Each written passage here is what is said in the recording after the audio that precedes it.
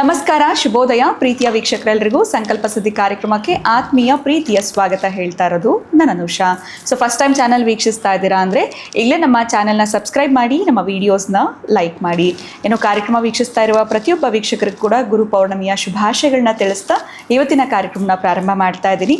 ಏನು ಕಾರ್ಯಕ್ರಮದಲ್ಲಿ ನಮಸ್ದಲ್ಲಿದ್ದಾರೆ ಸ್ಪಿರಿಚುವಲ್ ಗುರು ಡಾಕ್ಟರ್ ವಿಷ್ಣುದತ್ತ ಗುರುಜಿಯವರು. ಬನ್ನಿ ಗುರುಗಳನ್ನ ಕಾರ್ಯಕ್ರಮಕ್ಕೆ ಬರ್ಮಾಡ್ಕೊಳ್ಳೋಣ.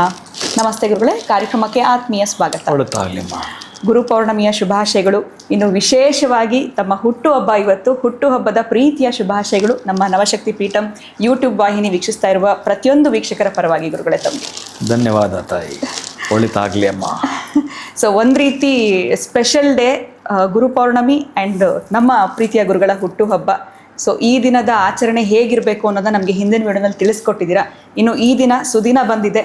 ಸೊ ಈ ದಿನದ ಕುರಿತಾಗಿ ತಮ್ಮಿಂದ ಆಶೀರ್ವಾದ ಮಾತುಗಳನ್ನ ಕೇಳಬೇಕು, ಆಶೀರ್ವಾದ ಪಡ್ಕೊಳ್ಬೇಕು ಅನ್ನೋರಿಗೆ ಏನು ಹೇಳಕ್ಕೆ ಇಷ್ಟಪಡ್ತೀನಿ? ಓಂ ವಿಶ್ವಸ್ಮೈ ನಮಃ. ಪ್ರೀತಿಯ ಬಂಧುಗಳೇ, ಓಂ ಗುರುರ್ ಬ್ರಹ್ಮ ಗುರುರ್ ವಿಷ್ಣು ಗುರುರ್ ದೇವೋ ಮಹೇಶ್ವರ ಗುರು ಸಾಕ್ಷಾತ್ ಪರಬ್ರಹ್ಮ ತಸ್ಮೈ ಶ್ರೀ ಗುರುವೇ ನಮಃ. ಗುರುವೇ ಸರ್ವಲೋಕಾನಾಂ ವಿಸಜೇ ಭವರೋಗಿಣಾಂ ನಿಧಯೇ ಸರ್ವವಿದ್ಯಾನಾಂ ಶ್ರೀ ದಕ್ಷಿಣಾಮೂರ್ತಯೇ ನಮಃ. ಜ್ಞಾನಾನಲ ತಸ್ಮೈ ಶ್ರೀ ಗುರುವೇ ನಮಃ. ಜ್ಞಾನಾನಲ ತಸ್ಮೈ ಶ್ರೀ ಗುರುವೇ ನಮಃ. ಈ ಮಂತ್ರ ನಿಮ್ಮ ಬದುಕಿನ ಪ್ರಧಾನವಾಗಿರುವ ಆಮಂತ್ರಣವಾಗಿರುತ್ತೆ ಪ್ರೀತಿಯ ಬಂಧುಗಳೇ. ಗುರು, ಗು ಅಂದರೆ ಕತ್ತಲು, ರು ಅಂದರೆ ಹೋಗಲಾಡಿಸುವವನು ಯಾವಾತನೋ ಅವ ಗುರು. ನಮ್ಮ ಬದುಕಲ್ಲಿರ್ತಕ್ಕಂಥ ಅಜ್ಞಾನದ ಅಂಧಕಾರವನ್ನು ದೂರ ಸಹಿಸಲ್ಪಡ್ತಕ್ಕಂಥವ ಗುರು. ನಮ್ಮ ಬದುಕು ಸಾಂಗೋಪಾಂಗವಾಗಿ ನಡೆಯಲು ಆಶ್ರಯದಾತನೇ ಗುರು. ನಮ್ಮ ಕಷ್ಟಗಳು ಬಾರದ ಹಾಗೆ ನಮ್ಮನ್ನು ನೋಡಿಕೊಳ್ಳುವುದು ಗುರು. ಬದುಕಿನ ಮಹತ್ತರ ಘಟ್ಟಗಳಲ್ಲಿ ಪೂರ್ಣ ವಿಡಿಯೋ ನೋಡಿ ಪ್ರೀತಿ ಬಂಧುಗಳೇ. ಬಹುಶಃ ನಾನು ಲೀಲಾಜಲಾಗಿ ಮಾತಾಡಲಿಕ್ಕೆ ಇಷ್ಟಪಡ್ತೇನೆ. ಪ್ರಾರಂಭದಲ್ಲಿ ಬಹುಶಃ ಗುರು ಬಗ್ಗೆ ತಿಳಿಸ್ಲಿಕ್ಕೆ ಹೊರಟ್ರೆ ಒಂದು 2-3 ಲೈನ್ ಹೇಳಿ ನಿಲ್ಲಿಸೋದಕ್ಕೂ ಇವತ್ತಿರುವ ಆ ಮಹಾನುಭಾವನನ್ನು ನಾವು ನೆನಪು ಮಾಡಿಕೊಳ್ಳೋ ಸುದಿನ ಇದೆಯಲ್ಲ. ಅಂದರೆ ನಿಮಗೆ ಎಲ್ಲಿನ ಗುರುಗಳು ಅಂದರೆ ತಾಯಿಯ ಮೊದಲ ಗುರು ಅನ್ನೋದರಿಂದ ಹಿಡಿದು ನೀವು UKG, free KG, LKG, 10 kg, 50 kg, 100 kg ಆಗೋ ತನಕ ನಿಮಗೆ ಯಾರೆಲ್ಲ ವಿದ್ಯಾಭ್ಯಾಸ ಕೊಟ್ಟರು ಅಷ್ಟೆಲ್ಲ ವಿದ್ಯಾಭ್ಯಾಸದ ಗುರುಗಳನ್ನು ಒಮ್ಮೆ ನೆನಪು ಮಾಡಿಕೊಳ್ಳು. ಗುರುವಿನ ಗುರು ನೆನಪು ಮಾಡಿಕೊಳ್ಳಲೇಬೇಕು ಪ್ರೀತಿಯ ಬಂಧುಗಳೇ. ಯಾಕೆ ಇದನ್ನು ಹೇಳ್ತೀನಿ ಅಂತಂದರೆ, ನಾನು ನಿಮಗೆ ವಸಿಷ್ಠ ಮಹರ್ಷಿಯ ಮೊಮ್ಮಗ, ಶಕ್ತಿ ಮಹರ್ಷಿಯ ಮರಿಮೊಮ್ಮಗ, ಪರಾಶರ ಮಹರ್ಷಿಯ ಮಗ ವೇದವ್ಯಾಸ ಮಹರ್ಷಿಗಳು. ಇವರ ವಂಶ ಪರಂಪರೆಗೆ ನಮಸ್ಕಾರವನ್ನು ಮಾಡೋದು ಮಾತ್ರವಲ್ಲದೆ ಈ ವಂಶಕ್ಕೆ ಘನತೆ ಇದೆ ಅಷ್ಟು ಮಾತ್ರವಲ್ಲ, ಈ ವೇದವ್ಯಾಸ ಮಹರ್ಷಿಯಿಂದಲೇ ವಂಶಕ್ಕೆ ಘನತೆ ಬಂದಿತ್ತು. ಅದಕ್ಕಾಗಿ ನಾವು ಸಾಷ್ಟಾಂಗ ನಮಸ್ಕಾರವನ್ನು ಈ ದಿನ ಮಾಡುವಂಥದ್ದು ಪ್ರೀತಿಯ ಬಂಧುಗಳು. ಯಾಕೆ ಅಂತಂದರೆ ನಮ್ಮ ಬದುಕು ಕಟ್ಕೋಬೇಕಾದ್ರೆ, ನಾವು ಜೀವನ ನಡೆಸಬೇಕಾದ್ರೆ ನಮಗೆ ಮಹತ್ತರವಾಗಿರ್ತಕ್ಕಂಥ ಜ್ಞಾನವನ್ನು ದಯಪಾಲಿಸಿದ ಮಹಾನುಭಾವ. ಅದಕ್ಕೆ ವೇದೋ ಅಂದರೆ ವ್ಯಾಸೋಚಿಷ್ಟಂ ಜಗತ್ಸರ್ವಂ ಅಂತ ಹೇಳುತ್ತೆ. ಅಂದರೆ ಮಹಾವಿಷ್ಣುವೇ ಈ ಒಂದು ವೇದವ್ಯಾಸ ರೂಪದಲ್ಲಿ ಬಂದು ಕುಳಿತುಕೊಳ್ಳುತ್ತಾನೆ. ವಿಷ್ಣು ವ್ಯಾಸನಾಗುವಂಥ ಅಂತಹ ನೀವು ವಿಷ್ಣು ಸಹಸ್ರನಾಮ ತೆಗೆದು ಹೋಗ್ತಾ ಇದ್ದರೆ ಅಂತಹ ಶ್ಲೋಕಗಳು ನಿರರ್ಗಳವಾಗಿ ಏನು ಬರ್ತಿರ್ತಾವೋ ಪೇಪೀಯಮಾನಂಬದ ಅದ್ಭುತವಾಗಿರ್ತಕ್ಕಂಥದ್ದು. ವ್ಯಾಸಾಯ ವ್ಯಾಸರೂಪಾಯ ವಿಷ್ಣುವೇ ಅನ್ನೋದು ನಿಮಗೆ ಏನನ್ನ ತಿಳಿಸ್ಕೊಡುತ್ತೆ. ವ್ಯಾಸನೇ ವಿಷ್ಣುವೇ ವ್ಯಾಸನಾದ್ದರಿಂದ ಇನ್ನು ನಮಗೆ ಏನು ಬೇಕೋ ಅದು ಸ್ಥಿತಿಕಾರಕ. ನಾವು ಹುಟ್ಟುಬಿಟ್ಟಿದ್ದೀವಿ ಮತ್ತು ಎಂಡ್ ಹೋಗೋದಿಲ್ಲ, ಮಧ್ಯದಲ್ಲಿ ನಮ್ಮನ್ನು ಕಾಪಾಡೋದು. ನೋಡಿ ಇಲ್ಲಿ ಸ್ವಲ್ಪ ನೀವು ಗಮನಿಸಬೇಕು ಪ್ರೀತಿ ಬಂಧುಗಳೇ. ಯಾಕೆ ಅಂತಂದರೆ ಭಗವಂತ ಶಿಷ್ಯನಾಗ್ತಾನೆ. ಈಗ ಭಗವಂತ ಶಿಷ್ಯನಾಗ್ತಾನೆ. ಯಾವ ರೀತಿ ತೆಗೆದುಕೊಳ್ಬೇಕು ಅಂತಂದರೆ, ರಾಮ ಅಂದರೆ ತ್ರೇತಾಯುಗದಲ್ಲಿ ರಾಮ ಭಗವಂತ ಅನ್ನುವ ವಿಷ್ಣು ರಾಮನಾದಾಗ ಈ ರಾಮನ ಗುರುಗಳು ಯಾರು? ವಸಿಷ್ಠರು ಗುರುಗಳು, ಶಿಷ್ಯ ರಾಮ. ಇಲ್ಲಿ ಸಾಂದೀಪಿನಿ ಗುರುಗಳು, ಕೃಷ್ಣ ಶಿಷ್ಯ. ಇಲ್ಲಿ ಷಣ್ಮುಖ ಮಗ, ಗುರು, ಅಪ್ಪ, ಶಿವ ಕೆಳಗೆ ಕುಳಿತುಕೊಳ್ತಾನೆ. ಆ ಒಂದು ಶಿವ ಶಿಷ್ಯ, ಮಗ ಗುರು ಆಗ್ತಾನೆ. ಅಂದರೆ ಈ ಘಟ್ಟಗಳನ್ನು ನಾವು ಗಮನಿಸ್ತಾ ಹೋದರೆ ಏನೆಲ್ಲ ಹೇಳುತ್ತಾನೆ ಅಂತಂದರೆ, ವೇದದ ಜ್ಞಾನ ರಾಶಿಯನ್ನು, ವೇದದ ಜ್ಞಾನ ಭಂಡಾರವನ್ನು ವಿಂಗಡಣೆಗಳನ್ನು ಮಾಡ್ತಕ್ಕಂಥದ್ದು ಯಾರು? ಈ ವೇದವ್ಯಾಸರು ಋಗ್ವೇದ, ಯಜುರ್ವೇದ, ಸಾಮ, ಅಥರ್ವಣ ವೇದವನ್ನಾಗಿ 4 ಭಾಗಗಳನ್ನಾಗಿ ಮಾಡ್ತಾರೆ. ನಮಗೆ ಪೂರ್ಣವಾಗಿ ಅರ್ಥ ಆಗಲಿಕ್ಕೆ, ಬದುಕಿಗೆ ಒಂದು ರಸವನ್ನು ತುಂಬಿಸ್ಲಿಕ್ಕೆ, ರಸವತ್ ಪ್ರಾಣವನ್ನು ಅದರಲ್ಲಿ ತುಂಬಿಸ್ತಕ್ಕಂಥ ವಿಧಾನವನ್ನು ಅಡಗಿಸಿ ಆ ವೇದವನ್ನು ನಮಗೆ ಕೊಡುತ್ತಾನೆ. ಅಲ್ಲೂ ಕೂಡ ಪ್ರಚಾರ ಮಾಡಲಿಕ್ಕೆ 4 ಜನರು ನೇಮಿಸ್ತಾನೆ. ಎಷ್ಟು ಅದ್ಭುತ ಗೊತ್ತಾ? ಆ 4 ವೇದಗಳು, 18 ಪುರಾಣಗಳು, 5ನೇ ವೇದವಾಗಿರುವ ಮಹಾಭಾರತವನ್ನು ಕೊಟ್ಟಂತಹ ಮಹಾನುಭಾವನ ನೆನೆಸದೇ ಇರೋದಾದರೆ ಹೇಗೆ? ಅಂತಹ ಮಹಾನುಭಾವನ ಜನ್ಮದಿನ ಈ ವೇದವ್ಯಾಸರ ಜನಿಸಿದ ದಿನವನ್ನೇ ಗುರು ಪೌರ್ಣಿಮೆ. ಅಂದರೆ ಈ ಪೌರ್ಣಿಮೆಯಿಂದ ಹುಟ್ಟಿದ್ದಕ್ಕಾಗಿ, ಗುರುಗಳು ಹುಟ್ಟಿದ್ದಕ್ಕಾಗಿ ಗುರು ಪೌರ್ಣಿಮಾ ಅಂತ ಈ ಹೆಸರು ಪಡೆದುಕೊಳ್ಳುತ್ತು. ಗುರು ಅನ್ನುವವ ಮಾರ್ಗದರ್ಶಕನಿಲ್ಲದೆ ನಾವು ನಮ್ಮದಾಗಿರುವ ಮಾರ್ಗವನ್ನು ತಲುಪಲು ಸಾಧ್ಯವೇ ಇಲ್ಲ. ತಲುಪಬೇಕು ಅಂತಂದರೆ ಅಂತಹದ್ದೇ ಈಗ ನಾನು ನಿಮಗೆ ತಿಳಿಸ್ತೇನೆ ಪ್ರೀತಿಯ ಬಂಧುಗಳೇ. ಋಗ್ವೇದವನ್ನು ಪೈಲನೆಗೆ ಕೊಡುತ್ತಾನೆ ಪ್ರಚಾರ ಮಾಡಲಿಕ್ಕೆ. ಇನ್ನು ಯಜುರ್ವೇದವನ್ನು ವೈಶಂಪಾಯನನಿಗೆ ಕೊಡುತ್ತಾನೆ ಪ್ರಚಾರ ಮಾಡಲಿಕ್ಕೆ. ಇನ್ನು ಸಾಮವೇದವನ್ನು ಜೈಮಿನಿಯ ಮಹರ್ಷಿಗೆ ಕೊಡ್ತಾನೆ ಪ್ರಚಾರ ಮಾಡಲಿಕ್ಕೆ. ಇನ್ನು ಅಥರ್ವಣ ವೇದಿಯಲ್ಲ, ಆ ಅಥರ್ವಣ ವೇದವನ್ನು ಸುಮಂತನಿಗೆ ಕೊಡ್ತಾನೆ ಪ್ರಚಾರ ಮಾಡಲಿಕ್ಕೆ. ಎಷ್ಟು ಚೆನ್ನಾಗಿ ನಾನು 4 ಜನರ ನೇಮಿಸ್ತಾನಂತಂದರೆ, ಹಾಗೆಯೇ ಆ ಬಹಳ ಮುಖ್ಯವಾಗಿರುವಂಥದ್ದು ಇದೆಯಲ್ಲ 18 ಪುರಾಣಗಳು. ನಾವು ಒಂದು ಸ್ವಲ್ಪ ಓದೋಕ್ಕೆ ನಾವು ಕಷ್ಟಪಡ್ತೀವಿ, ಇನ್ನು ರಚನೆ ಹೇಗೆ ಮಾಡಬೇಕು? ಆ 18 ಪುರಾಣಗಳನ್ನು ರೋಮ ಮಹರ್ಷಿಗೆ ವಹಿಸಿಕೊಡ್ತಾನೆ ಪ್ರಚಾರ ಮಾಡಲಿಕ್ಕೆ. ಯಾಕೆ ಪ್ರಚಾರ ಮಾಡಬೇಕು ಅಂತಂದರೆ, ನಾನು ಹೇಳಿದೆ ಈ ಹಿಂದೆಯೇ ನಮಗೆ ಸಂಸ್ಕಾರಗಳು ಬೇಕು ಅಂತಂದರೆ, ನೀವು ಸಂಸಾರದಲ್ಲಿ ಸಾಮ್ರಾಜ್ಯವನ್ನು ಕಟ್ಟಲೇಬೇಕು ಅಂತಂದರೆ ಸಂಸ್ಕಾರ ಬಹಳ ಮುಖ್ಯ ಅನ್ನೋದೇ ಈ ವೇದದಲ್ಲಿ ಇರುವಂಥದ್ದು. ಆ 18 ಪುರಾಣದಲ್ಲಿ ಇರತಕ್ಕಂತಹದ್ದು. ಪಂಚಮ ವೇದ ಅಂತ 5ನೇದು ನಮಗೆ ಕೊಟ್ಟಿರ್ತಕ್ಕಂತಹ ಮಹಾಭಾರತದಲ್ಲಿರೋದು ಕೂಡ ಯಾವುದನ್ನು ಮಾಡಬೇಕು, ಯಾವುದನ್ನು ಮಾಡಬಾರದು, ಬದುಕು ಹೇಗೆ ಬದುಕಬೇಕು, ಜೀವನ ಹೇಗೆ ನಡೆಸಬೇಕು ಅನ್ನೋದು ಘಟ್ಟವಳಿಗಳನ್ನು ನಮಗೆಲ್ಲ ಕಾಣಿಸ್ತವೆ. ಅಂಥ ಘಟ್ಟಗಳು ಹಂತ ಹಂತವಾಗಿ ನಮ್ಮ ಬದುಕಿಗೆ ಜೀವಾಮೃತ, ಒಂದು ರೀತಿ ಅದ್ಭುತವಾಗಿರುವ ಪಂಚಾಮೃತವನ್ನು ಉಣಬಡಿಸಿದ ಮಹಾನುಭಾವನಿಗೆ ಸಾಷ್ಟಾಂಗ ನಮಸ್ಕಾರವನ್ನು ಮಾಡತಕ್ಕಂಥದ್ದು ಈ ದಿನ ಪ್ರೀತಿಯ ಬಂಧುಗಳ. ವೇದವ್ಯಾಸರು ಜನಿಸಿದ ದಿನ. ಬಹುಶಃ ಅಂತಹ ವೇದವ್ಯಾಸರು ಜನಿಸಿರುವ ದಿನ, ಬಹುಶಃ ಈ ದಿನದ ಬಹಳ ಜನ ಹುಟ್ಟಿರ್ತಾರೆ, ನಾನೊಬ್ಬನೇ ಅಲ್ಲ, ಎಷ್ಟೋ ಜನ ಹುಟ್ಟಿರ್ತಾರೆ. ಆದರೆ ನಾವೆಲ್ಲ ಆ ಜ್ಞಾನ ತಗೊಳ್ಳೋಕ್ಕೆ ಸಾಧ್ಯವಾಗುತ್ತಾ? ಒಂದೇ ಒಂದು ಅಣುವಿನಲ್ಲಿ ಒಂದೇ ಒಂದು ಮಣ್ಣಲ್ಲಿ ನಿಮ್ಮ ಕಾಲ ಕೆಳಗಡೆ ಮಣ್ಣು ತೊಗೊಂಡ್ರೆ ಒಂದು ಹಣ್ಣು ಬರುತ್ತಲ್ಲ, ಆ ಅಣುವಿನಲ್ಲಿ ಆ ಅಣುವಿನ 100 ಪೀಸ್ ಮಾಡಿ ಅದನ್ನು ಹಣ್ಣುನ ಅದರಲ್ಲಿ ನಾವು ಅದು ಆಗ್ತೀವಲ್ಲ ಗೊತ್ತಿಲ್ಲ. ಒಟ್ಟಾರೆಯಾಗಿ ಜ್ಞಾನ ಅನ್ನೋದರ ರಾಶಿ ಎಷ್ಟಂದರೆ ಅಷ್ಟಿರುತ್ತೆ. ಕೃಷ್ಣ ಕೆಳಗಡೆ ಕುಳಿತುಕೊಳ್ಳುತ್ತಾನೆ, ಜಗತ್ತಿನ ಒಡೆಯ. ಸಾಂದೀಪಿನಿ ಗುರುಗಳು ಮೇಲೆ ಕುಳಿತುಕೊಳ್ಳುತ್ತಾರೆ. ರಾಮ ಅನ್ನುವ ಭಗವಂತ ಶಿಷ್ಯನಾಗಿ ಕೆಳಗಡೆ ಕುಳಿತುಕೊಳ್ಳುತ್ತಾನೆ, ವಶಿಷ್ಠರು ಮೇಲೆ ಕುಳಿತುಕೊಳ್ತಾರೆ. ಅಂತಂದರೆ ಇದು ಸ್ವಲ್ಪ ಗಮನಿಸಬೇಕು. ಬೇರೆಯವರು ಏನಾದರೂ ಹೇಳಿದರೆ ಅದು ಸಲಹೆ ಆಗುತ್ತೆ, ಗುರುಗಳು ಹೇಳಿದರೆ ಅದು ಶಾಸನವಾಗುತ್ತೆ. ಪ್ರೀತಿ ಬಂಧುಗಳೇ, ಶಾಸನವಾಗುತ್ತೆ. ಅದಕ್ಕೆ ಅಷ್ಟು ಶಕ್ತಿ ಇರುತ್ತೆ. ಈ ಫೋಟೋ ತೆಗೆದು ಈ ಕಡೆಗೆ ಹೊಡಿ, ಈ ಕಡೆಗೆ ಹಾಕೋ, ಅಷ್ಟೇ ಸಾಕು. ಅದು ನಿಮಗೆ ರಾಂಗ್ ದಿಕ್ಕಾಗಿದ್ದರೂ ಹಾಕೋ, ಅಷ್ಟು ಮುಗೀತು. ಗುರುಗಳು ಹೇಳಿದಾರ, ಮುಗೀತು. ಶಾಸ್ತ್ರ ಆಮೇಲೆ ಮಾತಾಡು, ಹೀಗೆ ಗುರು ವಾಕ್ಯ ಹೇಳಿದೆ. ಗುರುಗಳು ಹೇಳಬೇಕಾದ್ರೂ ಶಾಸ್ತ್ರ ತಪ್ಪಿಸಿ ಹೇಳಿರಲ್ಲ, ಆದರೆ ನಿನ್ನ ಒಳಗಡಿರುವ ಅಜ್ಞಾನವನ್ನು ನಾಶ ಮಾಡತಕ್ಕಂಥದ್ದಾಗಿರುತ್ತೆ. ಅದಕ್ಕಾಗಿ ಪ್ರೀತಿಯ ಬಂಧುಗಳೇ, ನೀವು ಈ ಶ್ಲೋಕವನ್ನು ಇವತ್ತು ಪದೇ ಹೇಳಿಕೊಳ್ಳತಕ್ಕಂತಹ ಪ್ರಯತ್ನವನ್ನು ಮಾಡಿ ಮಕ್ಕಳಿಗೆ ಈ ಜ್ಞಾನಬೋಧ ಕೊಡಿ. ಬಹುಶಃ ಅವರು ದೊಡ್ಡ ಮಟ್ಟದ ಹೆಸರು, ಕೀರ್ತಿ, ಹಣವನ್ನು ಪಡೀತಾರೆ. ನಿಮ್ಮ ಜೀವಮಾನದಲ್ಲಿ ಅದನ್ನು ನೀವು ನೋಡ್ತೀರಿ. ನಿಮ್ಮ ಮಕ್ಕಳಾಗಿರ್ಬೋದು, ಮೊಮ್ಮಕ್ಕಳಾಗಿರಬಹುದು, ಹೆಸರು, ಹಣ, ಕೀರ್ತಿ ಸಕ್ರಮ ದಾರಿಯಲ್ಲಿ ನಡೆದೇ ತೀರ್ತಾರೆ.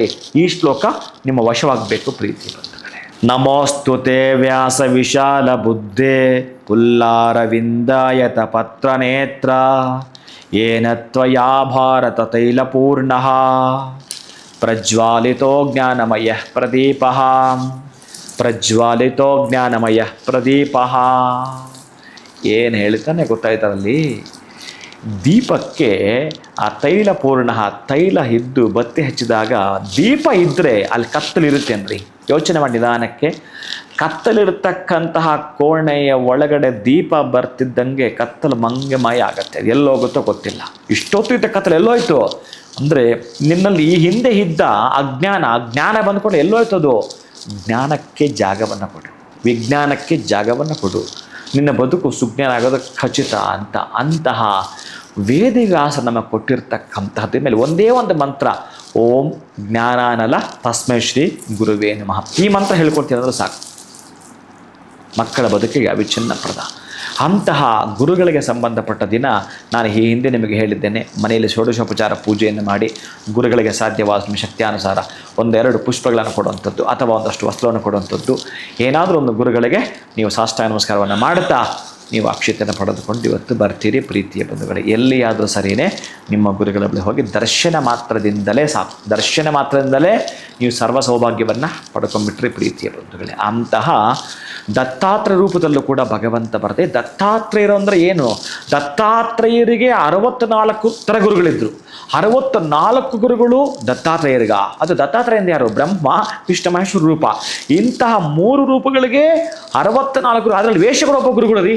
ಇನ್ನು ನಾನು ಈ ಕಥೆಯನ್ನು ಪೂರ್ಣವಾಗಿ ಹೇಳಿದರೆ ಮೈ ಜುಮ್ ಅನ್ನತ್ತೆ. ಪ್ರೀತಿ ಬಂಧುಗಳೇ, ಅಂತಹದ್ದು ಯಾರಿಗೆ ಯಾರು ಗುರುಗಳು, ಯಾರ ಶಿಷ್ಯ, ಯಾರದು ಪಾಪ, ಯಾರದು ಪುಣ್ಯ, ಇವೆಲ್ಲ ಮಿಕ್ಸ್ ಮಾಡಿ ಮಾತಾಡಿಬಿಟ್ರೆ ಬಹುಶಃ ನಾವೆಲ್ಲಿದ್ದೀವೋ ಗೊತ್ತಿಲ್ಲ, ನಾವು ಏನಕ್ಕೆ ಇಲ್ಲಿಗೆ ಬಂದಿದ್ದೀವೋ ಗೊತ್ತಿಲ್ಲ. ಬಂದಿರೋ ಉದ್ದೇಶವಾದರೆ ಏನು ಮಾಡಿ ಹೋಗಬೇಕು, ಇಲ್ಲಿ ಗುರು ಅಂದರೆ ಏನು ಅಂತಂದರೆ ಇಲ್ಲಿ ನೋಡಿ ಎಷ್ಟು ಚೆನ್ನಾಗಿ ತಿಳಿಸಿದ್ದಾನೆ, ಎಷ್ಟು ಅದ್ಭುತವಾಗಿ ತಿಳಿಸಿರ್ತಕ್ಕಂತಹದ್ದು. ಗುರುಗಳ ಮಾತು ನಮಗೆ ಶಾಸನ ಅಂತಕ್ಕಂಥದ್ದು ಏನಿರುತ್ತೋ, ಗುರುಗಳ ಬಗ್ಗೆ ನೀನು ಏನೇ ಹೇಳಿದರೂ ಕೂಡ ಎಲ್ಲೂ ಕೂಡ ನಿಮ್ಮ ಬಹುಶಃ ಈ ಮೊದಲೇ ಹೇಳಿರ್ತೀನಿ, ಈ ಭೂಮಿನ ನೀವು ಪ್ಯಾಡ್ ಮಾಡಿಕೊಂಡು ಕರೆಕ್ಟಾಗಿ ಎಕ್ಸಾಮ್ ಬರಲಿಕ್ಕೆ ಪ್ಯಾಡ್ ಮಾಡ್ಕೊಳ್ತೀರಲ್ಲ, ಹಾಗೆ ಈ ಆಕಾಶವನ್ನು ಹಾಳೆ ಪೇಪರ್ ಮಾಡಿಕೊಂಡು, ಮೇರು ಪರ್ವತ ಪೆನ್ನು ಮಾಡಿಕೊಂಡು, ಸಮುದ್ರದ ನೀರಿದೆಯಲ್ಲ ಅದನ್ನು ಶಾಯಿ ಇಂಕಾಗಿ ಮಾಡಿಕೊಂಡು ಗುರುಗಳ ಬಗ್ಗೆ ಬರೆಯೋದಂತೆ. ಅಂದರೆ ಗುರುಗಳ ಮಹಿಮೆಯನ್ನು ಬರೆಯೋಣ ಅಂತ. ನಮ್ಮ ಗುರುಗಳಂದರೆ ಇದು ಅಂತ ಬರೆಯಲಿಕ್ಕೆ ಹೋದರೆ ಆಕಾಶನ ಹಾಳೆ ಮುಗಿತೇನ್ರಿ. ಗುರುಗಳ ಮಹಿಮೆ ಬರಲಿಕ್ಕೆ ಹೋದರೆ ಆ ಆಕಾಶನ ಹಾಳೆ ಮುಗದೇ ಹೋಗುತ್ತಂತೆ ರೀ. ನೀವೆಂದಾದರೂ ಯಾವ ಯುಗದಲ್ಲಾದರೂ ಸಮುದ್ರದ ನೀರು ಬತ್ತಿರೋದು ನೋಡಿದ್ದೀರಾ? ಆ ಗುರುಗಳ ಬಗ್ಗೆ ಬರಲಿಕ್ಕೆ ಈ ಮೇರು ಪರ್ವತನ ಪೆನ್ನು ನಿಬ್ಬು ಅದರಲ್ಲಿ ಅದ್ದಿ ಬರಿತಾ ಇದ್ದರೆ ಸಮುದ್ರ ನೀರು ಹಿಂಗೋಗುತ್ತೆ ಅಂತೆ. ಅಪ್ಪ, ಹಿಂಗೋಗುತ್ತೆ. ಆ ಮೇರು ಪರ್ವತ ಆ ಪೆನ್ನು ನಿಬ್ಬು ಸೌದೋಗುತ್ತಂತೆ. ಇನ್ನೂ ಇದೆಯಂತೆ ಬರೆಯೋದು ಗುರುಗಳ ಮಹಿಮೆ. ಇನ್ನೇನು ಹೇಳ್ತೀರಿ? ಇದೇ ಸಾಕು ಅನ್ಕೋತೀನಿ, ಇದಕ್ಕಿಂತಲೂ ಹೆಚ್ಚಿಗೆ ಇನ್ನೇನು ಬೇಡ ಅನ್ಕೋತೀನಿ. ಹಾಗೆ ಗುರುಗಳ ಮಹಿಮೆ ಹೇಳಲಾಸದಲ್ಲ. ಯಾರ್ಯಾರು ನಮ್ಮ ಗುರುಗಳು ಬಂದರೋ, ಯಾವ ಸಂದರ್ಭಕ್ಕೆ ನಮಗೆ ಸ್ನೇಹಿತ ಕೂಡ ಗುರು ಆಗ್ತಾನೆ. ಇಲ್ಲಿ ಕಷ್ಟ ಕಾಲಕ್ಕೆ ನಮಗೆ ಅಪ್ಪ ದೇವರು ಬಂದಾಗ ಬಂದಿಯಲ್ಲಪ್ಪ ಅಂದ್ಯಲ್ಲ, ಹಾಗೆ ದೇವರಿಗಿಂತಲೂ ಒಂದು ಪಟ್ಟು ತಕಡಿಗೆ ಹಾಕಿದ ತೂಕ ಜಾಸ್ತಿ ಯಾರು ತೂಗ್ತಾರೆ ಅಂದರೆ ಗುರುಗಳೇ ತೂಗ್ತಾರೆ ಆ ಸಂದರ್ಭಕ್ಕೆ ಸರಿಯಾಗಿ. ಇದಕ್ಕಾಗಿ ಈ ಷಣ್ಮುಖ ಹೇಳತಕ್ಕಂತಹ ಸ್ಟೋರಿಯನ್ನು ಶಿವ ಕೆಳಗಡೆ ಕುಳಿತುಕೊಂಡು ಕೇಳುವಾಗ ಶಿಷ್ಯನಾಗಿ ಕೇಳುತ್ತಾನೆ, ಅಬ್ಬಾ ನನ್ನ ಮಗ ಏನು ತಿಳ್ಕೊಂಡಿದ್ದಾನಪ್ಪ, ಆನಂದ ತುಂದಿಲನಾಗ್ಬಿಡ್ತಾನಂತೆ ಶಿವ. ಬಹಳ ಆನಂದ ಪಟ್ಟು ಬಿಡ್ತಾನಂತೆ, ಆತನ ತುಂಬ ಹಪ್ಕೊಂಡು ಬಿಡ್ತಾನಂತೆ. ಆನಂದ ಬಾಷ್ಪ ಬರುತ್ತೆ ಶಿವನಿಗೆ ರೀ. ಅಂಥ ವಿಶೇಷವಾಗಿರ್ತಕ್ಕಂಥದ್ದು ಇವತ್ತು ಬೇರೆ ಶಿವಶಯನೋತ್ಸವ ಬೇರೆ. ಅಂತಹ ಶಿವಶಯನೋತ್ಸವ ಏನೆಲ್ಲ ನಮಗೆ ತಿಳಿಸುತ್ತಂತಂದರೆ ಮೌನಕ್ಕೆ ಬಹಳ ಬೆಲೆ ಕೊಟ್ಟಿದೆ. ಆ ಮೌನ ಹೇಗಿರಬೇಕು ಅಂತಂದರೆ, ನೀವು ಯಾವುದಾದ್ರೂ ಒಂದು ಭಗವಂತನ ಕುರಿತು ಮತ್ತು ಮಂತ್ರಾನುಷ್ಠಾನ ಮೌನವಾಗಿ ಮಾಡ್ತಾನೇ ಇರೋದು ಹೇಳ್ತಾ ಇರುತ್ತೆ. ನಾನು ಹೇಳಿದೆ ನಿಮಗೆ, ಬಹುಶಃ 24 ನಿಮಿಷಗಳಾದರೂ ಕುಳಿತುಕೊಂಡು ತಪಸ್ಸನ್ನು ಮಾಡುವಂಥ ಗುರುವನ್ನೇ ತಿಳಿದುಕೊಂಡು ಜ್ಞಾನ ಮಾಡ್ತಾ ಬಾ. ನಿನ್ನ ಇಂದ್ರಿಯ ಶಕ್ತಿಯ ಒಳಗಡೆ ಏನಕ್ಕೆ ನೋಡ್ತಾ ಅತೀಂದ್ರ ಶಕ್ತಿಯನ್ನು ನೀನು ಪಡೆದುಕೊಂಡು ಬಿಡ್ತೀಯ ಒಮ್ಮೆ ಗುರುಗಳ ನಾಮ ಸ್ಮರಣೆ ಮಾಡ್ತಿದ್ರೆ. ನಾನು ಈ ಹಿಂದೆ ನಿಮಗೆ ಹೇಳಿದ್ದೀನಿ, ಆ 3 ತೆಂಗಿನಕಾಯಿ ಮೇಲೆ ಗ್ರಾಮ್ ಗ್ರೀಂ ಗ್ರೌಂ ಸಹ ಬೃಹಸ್ಪತಿ ನಮಃ ಅನ್ನೋ ಮಂತ್ರವನ್ನು ಹೇಳುವಂಥದ್ದು, ಅದೆಲ್ಲಾದರೂ ಒಂದು ಕಡೆ ಭೂಮಿಯಲ್ಲಿ ಹಾಕುವಂಥದ್ದು, ಅದು ಮೊಳಕೆ ಬರುವಂಥದ್ದು, ನಿಮ್ಮ ಜೀವಮಾನದಲ್ಲಿ ಖುಷಿಯನ್ನು ಕಾಣುವಂಥದ್ದು, ಇವೆಲ್ಲವೂ ಕೂಡ ಇದ್ದೇ ಇರುತ್ತೆ. ಇನ್ನು ಮಕ್ಕಳಿಗೆ ನಾಲಿಗೆ ಮೇಲೆ ಓಂಕಾರವನ್ನು ಬರೆಸುವಂಥದ್ದು, ಗುರುಗಳ ಆಶೀರ್ವಚನವನ್ನು ಮಾಡಿಸುವಂಥದ್ದು. ಇವತ್ತು ಪಶು ಪಕ್ಷಿಗಳಿಗೆ ಆಹಾರ ಕೊಡ್ತೀರಿ, ಗೋವಿಗೆ ಮಾತ್ರ ಮರೆಯದೆ ನೀವು ಇವತ್ತು ಏನಾದರೂ ಕನಿಷ್ಠ ಪಕ್ಷ ಒಂದೇ ಒಂದು ಬಾಳೆಹಣ್ಣಾದರೂ ತಿನ್ನಿಸೋ ಮುಖಾಂತರ ಹಸುವಿಗೆ ನಮ್ಮ ಜನ್ಮ ಪಾವನ ಮಾಡಿಕೊಳ್ಳೋಣ. ಯಾಕಂದರೆ ಇನ್ನು ಇಡೀ ಬ್ರಹ್ಮಾಂಡವೇ ಅದರ ಒಳಗಡೆ ಇದೆ ಅಂದರೆ ಗುರುಗಳು ಕೂಡ ಎಲ್ಲೋ ಒಂದು ಕಡೆ ಇರಲೇಬೇಕು ಆ ಭಾಗದಲ್ಲಿ. ಅದಕ್ಕಾಗಿ ಅವರಿಗೆ ತಲುಪಿಸುವಂಥ ಕೆಲಸವನ್ನು ಈ ದಿನ ಮಾಡಿ. ಪ್ರೀತಿ ಬಂಧುಗಳೇ, ಇನ್ನು ಗುರು ಪೌರ್ಣಮಿಗೆ ಸಂಬಂಧಪಟ್ಟ ಹಾಗೆ ಎಷ್ಟು ವಿಷಯಗಳಂತಂದರೆ, ನಾವು ವೇದವ್ಯಾಸರ ಪೂರ್ಣ ಜೀವನವನ್ನು ನಾವು ಮಾತಾಡಲಿಕ್ಕೆ ಹೊರಟ್ರೆ ಅದ್ಭುತಗಳಿದ್ದಾವೆ. ಅಂಥ ಅದ್ಭುತಗಳಿದ್ದಾವೆ. ಯಾಕಂದರೆ ನಮಗೆ ಅಷ್ಟೆಲ್ಲ ಕೊಟ್ಟಿದ್ದಾನಲ್ಲ ಮಹಾನುಭಾವ, ವೇದಗಳನ್ನು ಯಾಕೆ ಕೊಟ್ಟ, ಈ 18 ಪುರಾಣಗಳನ್ನು ಯಾಕೆ ಕೊಟ್ಟ ಅಂತಂದರೆ ಮನುಷ್ಯ ಜೀವನವನ್ನು ಪುನರುಜ್ಜೀವನ ಮಾಡಿಕೊಳ್ಳಲು ಸಾಕು ಅನ್ಕೋತೀನಿ. ಮನುಷ್ಯ ಜೀವನ ಉದ್ಧಾರ ಆಗಲಿಕ್ಕೆ ಸಾಕು ಅನ್ಕೋತೀನಿ. ಮನುಷ್ಯ ಪ್ರವರ್ಧಮಾನಕ್ಕೆ ಸಾಕು ಅನ್ಕೋತೀನಿ. ಮನುಷ್ಯ ಅವನು ಕೊಟ್ಟಿರ್ತಕ್ಕಂಥ 100 ವರ್ಷ ಇದೆಯಲ್ಲ, ಆ 100 ವರ್ಷ ನಮ್ಗೆ ನೋಡಿ ಜ್ಞಾಪಕ ನಾವು ಮರೆತೋಗ್ತೀವಿ. ಮತ್ತು ಈ ಶರೀರ ಜರ್ಜರಿತಾಗ್ಬಿಡುತ್ತೆ. ಆದರೆ ಜ್ಞಾನ ಮಾತ್ರ ನೀನು ಮಾಡಿದ ಪಾಪ ಪುಣ್ಯ ಮೆಲ್ಕಾಗ್ತಾನೆ ಇರುತ್ತೆ. ಮತ್ತೊಂದು ಆತ್ಮ, ಈ ಒಳಗಡೆ ಇರೋ ಆತ್ಮ ಮತ್ತೊಂದು ಹೋಗೋ ತನಕ ಮತ್ತು ಆ ಗುರು ಇದ್ದೇ ಇರ್ತಾನೆ ನಿಮ್ಮ ಜೊತೆಗೆ ಅಂತ. ಆ ಗುರು ಇದ್ದೇ ಇರ್ತಾನೆ. ಅಂತಹ ಗುರುರ ಬ್ರಹ್ಮ, ಗುರುರ ವಿಷ್ಣು, ಗುರುರ ದೇವ ಮಹೇಶ್ವರ, ಗುರು ಸಾಕ್ಷಾತ್ ಪರಬ್ರಹ್ಮ ತಸ್ಮೈ ಶ್ರೀ ಗುರುವೇ ನಮಃ. ಈಶ್ವರನೂ ಗುರುವಾದ, ಬ್ರಹ್ಮನೂ ಗುರುವಾದ, ಮಹಾವಿಷ್ಣುವೂ ಗುರುವಾದ ಅವರನ್ನು ಪೂಜಿಸುವ ದಿನವಿದು ಪ್ರೀತಿಯ ಬಂಧುಗಳೇ. ಮನೆಯಲ್ಲಿ ಇನ್ನು ಪೂಜೆ ನಿಮಗೆ ಷೋಡಶೋಪಚಾರ ಪೂಜೆ ಹೇಗೆ ಮಾಡಬೇಕು ಅನ್ನೋದು ನಿಮಗೆ ಬಿಡುತ್ತೇನೆ. ನಿಮಗೆ ಗೊತ್ತಿರುತ್ತೆ. ಮಾನಸ ಪೂಜೆಯಿಂದ ಹಿಡಿದು ನಿಮ್ಮನ್ನು ದೇವತಾರಾಧನೆಯನ್ನು ಖುಷಿಯಿಂದ ಆನಂದವಾಗಿ ಈ ಗುರುಪೌರ್ಣಿಮೆಗೆ ಆಚರಣೆ ಮಾಡಿ. ಎಲ್ಲರೂ ಕೂಡ ಈ ಒಂದು ಗುರುಪೌರ್ಣಿಮೆಯ ಶುಭಾಶಯಗಳು, ಶುಭ ಆನಂದಗಳನ್ನು ನಿಮಗೆ ಭಗವಂತ ಯಾವಾಗಲೂ ದಯಪಾಲಿಸಲಿ ಅಂತೇಳಿ ಈ ಸಂದರ್ಭದಲ್ಲಿ ನಾನು ಮಂಗಳಾಶಾಸನ ಮಾಡುತ್ತೇನೆ. ಹಾಗೆಯೇ ನನ್ನ ಜನ್ಮದಿನಕ್ಕೆ ಯಾರೆಲ್ಲ ಕೂಡ ಶುಭಾಶಯಗಳನ್ನು ಕೋರಿದಿರೋ ಅವರೆಲ್ಲರಿಗೂ ಕೂಡ ಅಭಿನಂದಿಸ್ತೇನೆ. ನನ್ನ ಪ್ರೀತಿಯ ಬಂಧುಗಳೇ, ಆಯುರಾರೋಗ್ಯ ಐಶ್ವರ್ಯಾಭಿವೃದ್ಧಿರಸ್ತು. ಖಂಡಿತ ಗುರುಗಳೇ. ಸೊ ಇವತ್ತು ಬಹಳ ವಿಶೇಷವಾಗಿರುವಂಥ ದಿನ, ಜೊತೆಗೆ ಗುರು ಪದದ ಅರ್ಥ ಏನು ಅನ್ನೋದ್ರು ಪ್ರಾರಂಭ ಮಾಡಿ ನಮಗೆ ಇಲ್ಲಿವರೆಗೂ ತಿಳಿಸ್ಕೊಟ್ರಿ. ವೇದವ್ಯಾಸರ ಜನನವಾಗಿರುವಂಥ ದಿನ. ಸಾಕಷ್ಟು ಜನ ಹುಟ್ಟಿರ್ತಾರೆ. ಸೊ ಆ ಒಂದು 4 ವೇದಗಳಿಗೆ ಹೇಗೆ ಆ ಒಂದು 4 ಜನನ ವಹಿಸಿದ್ದಾರೆ ಅದು ಕೂಡ ಭಾಳ ಅದ್ಭುತವಾಗಿ ಅವ್ರ ಹೆಸರುಗಳನ್ನ ತಿಳಿಸಿದ್ರಿ. ಬಹುಶಃ ಅದನ್ನು ನಾನು ಕೇಳಿರಲಿಲ್ಲ, ಇವತ್ತೇ ಪ್ರಥಮವಾಗಿ ಕೇಳಿದ್ದು ಅಂತಲೇ ಹೇಳ್ಬೋದು. ಒಂದು ರೀತಿ ತುಂಬ ಸ್ಪೆಷಲ್ ಡೇ. ಏನು ಮಾತುಗಳೇ ಬರ್ತಾ ಇಲ್ಲ. ಬಿಕಾಸ್ ಇವತ್ತು ತಮ್ಮ ಹುಟ್ಟುಹಬ್ಬ ಕೂಡ ತುಂಬ ಜನ ವಿಶಸ್ಸು ಕಮೆಂಟ್ಸ್ ಮುಖಾಂತರ ತಿಳಿಸಿದ್ದಾರೆ, ಕರೆಗಳಾಗಿರ್ಬೋದು, ಪ್ರತಿಯೊಂದು ಕೂಡ ತಮಗೆ ಬರ್ತಾ ಇದೆ. ಮತ್ತೊಮ್ಮೆ ತಮಗೆ ವೀಕ್ಷಕರ ಪರವಾಗಿ ಹುಟ್ಟುಹಬ್ಬದ ಪ್ರೀತಿಯ ಶುಭಾಶಯಗಳು. ಕಾರ್ಯಕ್ರಮದಲ್ಲಿ ಇಷ್ಟೆಲ್ಲ ಮಾಹಿತಿ ನಮಗೆ ತಿಳಿಸ್ಕೊಟ್ಟಿದ್ದಕ್ಕೆ ತಮಗೆ ಧನ್ಯವಾದಗಳು ಗುರುಗಳೇ. ನಮಸ್ಕಾರ. ಧನ್ಯೋಸ್ಮಿ ತಾಯಿ. ಹರೇ ಶ್ರೀನಿವಾಸ. ನಿಜಕ್ಕೂ ಇವತ್ತು ಒಂದು ರೀತಿ ಡಬಲ್ ಧಮಾಕ, ಬಹಳ ವಿಶೇಷವಾಗಿರುವಂಥ ದಿನ ಅಂತಲೇ ಹೇಳ್ಬೋದು. ಗುರು ಪೌರ್ಣಮಿಯ ಆಚರಣೆ ಹೇಗೆ ಮಾಡಬೇಕು ಅಂತ ನಮಗೆ ಹಿಂದೆ 2 ವಿಡಿಯೋನಲ್ಲಿ ಗುರುಗಳು ತಿಳಿಸ್ಕೊಟ್ಟಿದ್ರು. ಇನ್ನು ಆ ದಿನ ಸುದಿನ ಇವತ್ತು ಬಂದಿದೆ. ಸೊ ಮಂತ್ರ ಕೂಡ ಹೇಳಿದ್ದಾರೆ, ಇವತ್ತು ಯಾವ ಒಂದು ಮಂತ್ರವನ್ನು ನೀವು ಪಠನೆ ಮಾಡ್ತಾ ಇರಬೇಕಾಗತ್ತೆ ಅಂತ. ಸೊ ಅದನ್ನು ಮಾಡಿ ಖಂಡಿತವಾಗ್ಲೂ ತಮ್ಮೆಲ್ಲರಿಗೂ ಕೂಡ ಗುರು ಕೃಪೆಯ ಪಾತ್ರರಾಗಿ ಅಂತ ಹೇಳ್ತಾ ಇವತ್ತಿನ ವಿಡಿಯೋನ ಮುಗಿಸೋವಂಥ ಸಮಯ ಆಗಿದೆ. ನಮಸ್ಕಾರ. ಈ ಕಾರ್ಯಕ್ರಮದ ಪ್ರಾಯೋಜಕರು NK42 Fitness. Get your growth, speak loudly. Your fitness journey starts here. NK42 Fitness, 2nd floor, Zudio Shop Building, Balagere Road, Vartur. Contact 97319 4115. Transform your body, transform your life. ನಮ್ಮ ಆರೋಗ್ಯವೇ ನಮ್ಮ ಸಂಪತ್ತು. ಅದನ್ನು ಕಾಪಾಡುವುದು ನಮ್ಮ ಹೊಣೆಗಾರಿಕೆ. ಭಗವಾನ್ ನೋಣಿ 55ಕ್ಕೂ ಹೆಚ್ಚು ಆರೋಗ್ಯದ ಸಮಸ್ಯೆಗಳಿಗೆ ರಾಮಬಾಣ. ಇದು ಕೇವಲ ಔಷಧಿ ಮಾತ್ರವಲ್ಲ, ಅಮೃತ ಸಂಜೀವಿನಿ. ನಮ್ಮ ಸಂಸ್ಥೆಯ ಉತ್ತಮ ಗುಣಮಟ್ಟದ ಹೇರ್ ಆಯಿಲ್, ಪೇನ್ ಆಯಿಲ್ ಮತ್ತು ನೋಣಿ ಸೋಪ್ ಲಭ್ಯವಿದೆ. ನೀವು ಕೂಡ ಭಗವಾನ್ ನೋಣಿ ಹೇರ್ ಆಯಿಲ್, ಪೇನ್ ಆಯಿಲ್ ಮತ್ತು ಸೋಪುಗಳನ್ನು ಕೊಂಡುಕೊಳ್ಳಲು ಈಗಲೇ ಸಂಪರ್ಕಿಸಿ 9590799995 8217 847031.